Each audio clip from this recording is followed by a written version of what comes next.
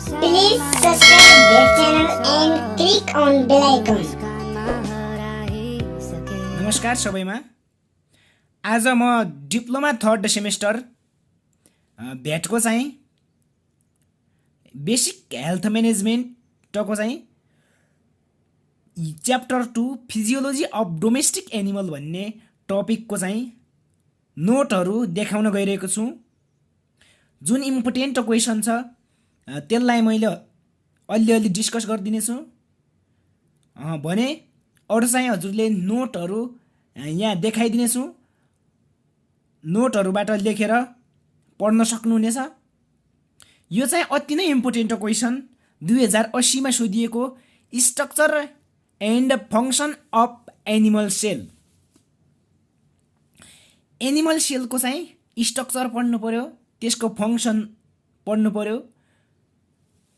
अब cell is the structure and functional unit of life.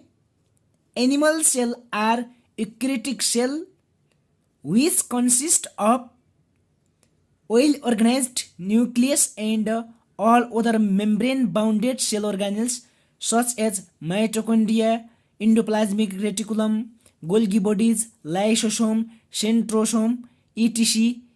Animal cell are generally spherical in shape भनेछ। Sale भनेको चाहिँ एउटा structural functional unit of life हो।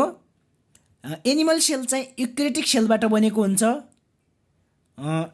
यसमा चाहिँ वेल अर्गनाइज न्युक्लियस एन्ड विभिन्न प्रकारका सेल अर्गानेल्सहरू मिलेर बनेको हुन्छ, जस्तै mitochondria, endoplasmic reticulum, Golgi bodies, lysosome, centrosome इटिसीहरूले यो चाहिँ सेल एनिमल सेल चाहिँ बनेको हुन्छ भनेको छ। अब हामीले यो चाहिँ फिगर एनिमल सेलको चाहिँ फिगर हो है। एनिमल सेलमा यो चाहिँ आउटर मोस्ट पार्ट, सबैभन्दा अन्तिमको पार्ट, बाहिरीको पार्ट भनेर बुझ्नुपर्छ। सेल मेम्ब्रेनले बनेको हुन्छ। लाइसोसोम भनेको चाहिँ यो सबैभन्दा बीचमा चाहिँ न्युक्लियसहरू हुन्छ, न्युक्लियस हुन्छ। सेन्ट्रोसोम, cytoplasm, endoplasmic रेटिकुलमहरू, राइबोसोमहरू, Golgi bodies, mitochondria, भ्याकुलहरू मिलेर बनेको हुन्छ। यो फिगर चाहिँ अति नै इम्पोर्टेन्ट छ। यो चाहिँ एनिमल सेल कन्सिस्ट चाहिँ फलोइङ तीनवटा हुन्छ। एउटा बाहिरी प्लाज्मा मेम्ब्रेन सेल मेम्ब्रेन हुन्छ भने बीचमा साइटोप्लाज्मा हुन्छ र त्योभन्दा बीचमा चाहिँ न्युक्लियस हुन्छ। अब आयो cell membrane. Cell membrane it is an outermost thin semi permeable membrane surrounded the cell भनेको छ। एउटा थिन पातलो प्रकारको एउटा मेम्ब्रेनले सेललाई ढाकिएको हुन्छ। It is the composed of continuous layer of the lipid and protein. It acts as a protective covering. यसले बाहिरबाट सुरक्षा गर्छ भनेको छ। यसमा चाहिँ के हुन्छ, लिपिड प्रोटिनहरू हुन्छ भनेको छ। अब सेकेन्डमा छ cytoplasm. Cytoplasm it is the jelly like material which consist all the cell organelles enclosed within the cell membrane. They are two types भनेको चाहिँ एउटा जेली लाइक मेटेरियल साइटोप्लाज्मा भनेको चाहिँ यिनीहरू हुन् है। साइटोप्लाज्मा, सेल मेम्ब्रेन भनेको चाहिँ यो थिन, यो चाहिँ थिन सेमी पर्मेबल मेम्ब्रेनबाट बनेको हुन्छ। यो बीचको चाहिँ साइटोप्लाज्मा। साइटोप्लाज्मा चाहिँ जेली लाइक मटेरियल हुन्छ, जेली जस्तो प्रकारको हुन्छ। यसमा चाहिँ के हुन्छन्, सेल अर्गानेल्सहरू हुन्छन्। यो चाहिँ दुई टाइप्सको हुन्छ, साइटोप्लाज्मिक म्याट्रिक्स, साइटोसोल।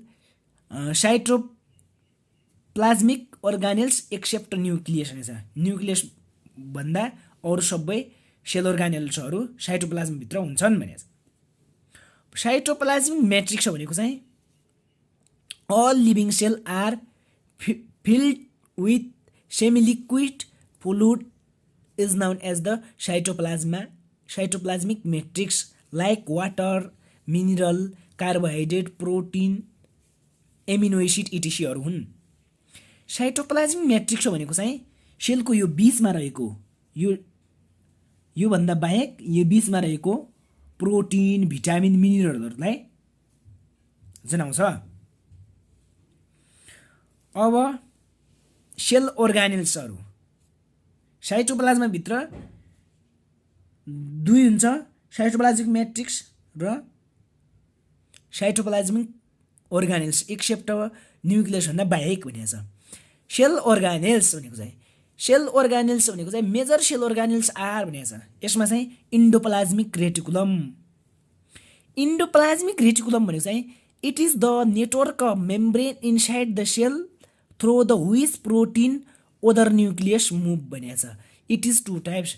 एउटा यसले चाहिँ नेटवर्कको काम गर्छ, प्रोटिनहरूलाई के गर्छ विभिन्न ओदर मोलिकुल्सहरूसम्म पुर्याउने गर्दछ भनेको छ। प्रोटिनलाई यताउता गर्ने कार्य गर्छ। यो चाहिँ दुई टाइप्सको हुन्छ, रज इन्डोप्लाज्मिक रेटिकुलम र स्मुथ इन्डोप्लाज्मिक रेटिकुलम। अब rough endoplasmic reticulum endoplasmic with rough surface due to the attachment of ribosome it takes place part of the protein synthesis भनेको छ। यो चाहिँ के हुन्छ राइबोसोमसँग राइबोसोमको सर्फेसमा टाँसिएको हुन्छ भनेको छ। यसले के गर्छ प्रोटिन साइन्थिसिस गर्ने काम गर्छ। अब smooth endoplasmic reticulum with smooth surface due to absence of ribosome के हुन्छ हुँदैन, यसमा चाहिँ राइबोसोममा हुँदैन भने एब्सेन्स हुन्छ। It takes part in lipid synthesis. यसले चाहिँ लिपिडलाई साइन्थिसाइज गर्ने काम गर्छ स्मुथ इन्डोप्लाज्मिक रेटिकुलमले। अब यसको function it provide raw material for formation of the Golgi bodies भनेछ। र मटेरियलहरू के गर्ने काम गर्छ बनाउने कार्य गर्छ भनेछ। गोल्गी बडिजको र मटेरियलहरू बनाउने कार्य गर्छ। It takes part hormone production glucose and drug detoxification गर्छ भनेछ। यसले के गर्छ हर्मोनहरू बनाउने कार्य गर्छ, ग्लुकोजहरू प्रोडक्सन गर्छ। अब आयो बीमा mitochondria is known as powerhouse of the cell. It covers ingested food into the energy भनेछ। माइट्रोकोन्ड्रियालाई के भन्छन् अर्को भाषामा पावर हाउस अफ सेल पनि भन्छन् भनेछ। यसले के गर्छ फुड इनर्जीहरूलाई इन्जेस्टेड कन्भर्ट गर्ने कार्य गर्छ। फङ्सन भनेको चाहिँ माइटोकोन्ड्रियाको it synthesize some protein energy and fatty acid.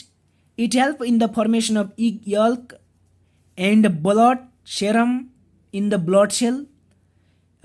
इगहरूलाई अन्डाहरूलाई बनाउने ब्लड सेरमहरूलाई यसले बनाउने कार्य गर्छ, प्रोटिन साइन्थिसाइज गर्ने कार्य गर्छ भनेछ। It help in the biological एक्टिभिटिजहरू सेलमा भएका बायोलोजिकल एक्टिभिटिजहरू पनि गर्छ। अब आयो सी नम्बरमा Golgi bodies. It is situated near the nucleus. It is composed of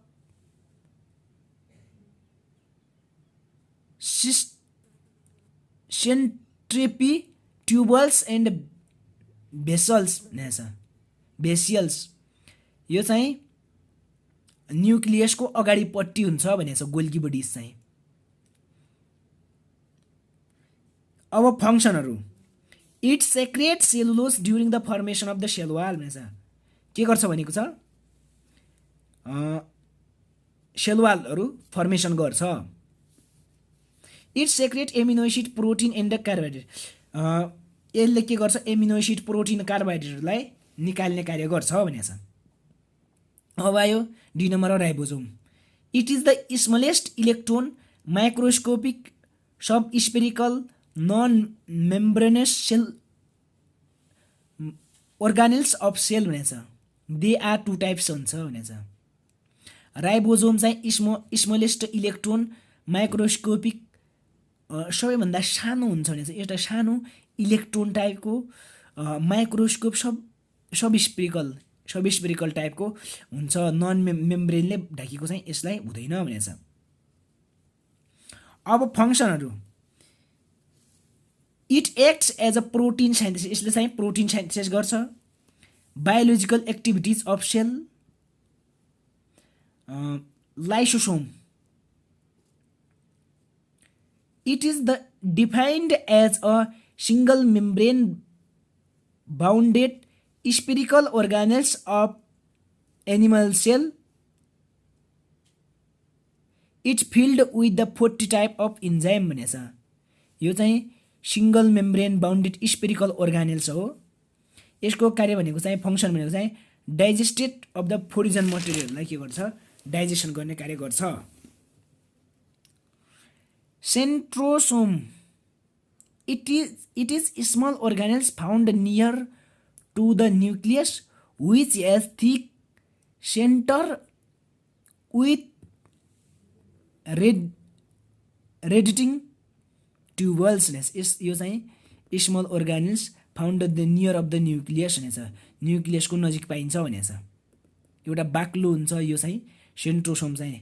सेन्ट्रोसोम भनेको चाहिँ हामीले यो फिगरमा पनि देख्न सक्छौँ। यो चाहिँ यो न्युक्लियसको नजिक हुन्छ, यो सेन्ट्रोसोम भनेको चाहिँ यो है। फङ्सन भने चाहिँ एउटा स्पिन्डल फाइबरहरू during the process of cell डिभिजनमा चाहिँ यसले के गर्छ, स्पिन्डल फाइबरहरूलाई बनाउने कार्य गर्छ भनेको छ यसले। कुन बेला त, सेल डिभिजन हुने बेला। न्युक्लियस भनेको छ, it is the largest double membrane bounded spherical oval shaped dense organelles of animal cell. It is the important structure known as the brain of cell भनेछ।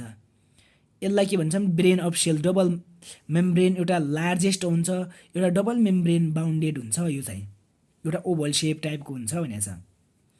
It consist of the following structure भनेको चाहिँ chromatin fibre, nuclear envelope. It is the network of chromatin with thin thread like structure, एउटा धागो जस्तो हुन्छ भनेको छ। Nuclear इन्भलप भनेको चाहिँ it is the double layer covering of nucleus भनेको छ। यसको चाहिँ दुईवटा स्ट्रक्चरहरूले बनेको हुन्छ। अब आयो nucleus. It is the dense darkly stained circular non membrane structure of the nucleus. It help in the formation of the spindle fibre. यसले स्पिन्डल फाइबर, यो चाहिँ न्युक्लियसको चित्र हो है, यस्तो बनाउनुपर्छ। Function, it contains all the metabolic activities of cell. It stored genetic characters. It control synthesize protein. It is the responsible for the gene variation and heredity. It also responsible cell reproduction. यसका फङ्सनहरू है, metabolic activity गर्छ, genetic क्यारेक्टरहरूलाई store गर्छ भनेको छ। यसले protein साइन्थिसाइज गर्छ, हेरिडिटीहरूमा त्यस्तो केही जिनमा फरक पार्दैन भनेको छ। यसले चाहिँ सेलुलर रिप्रोडक्सनहरू गराउँछ। आज चाहिँ हजुरहरूको लागि यो सेलको चाहिँ स्ट्रक्चर अफ सेल को बारेमा अलिअलि व्याख्या गऱ्यौँ। हजुरहरूले एकचोटि लेख्नु होला नोटमा अनि पढ्नु होला।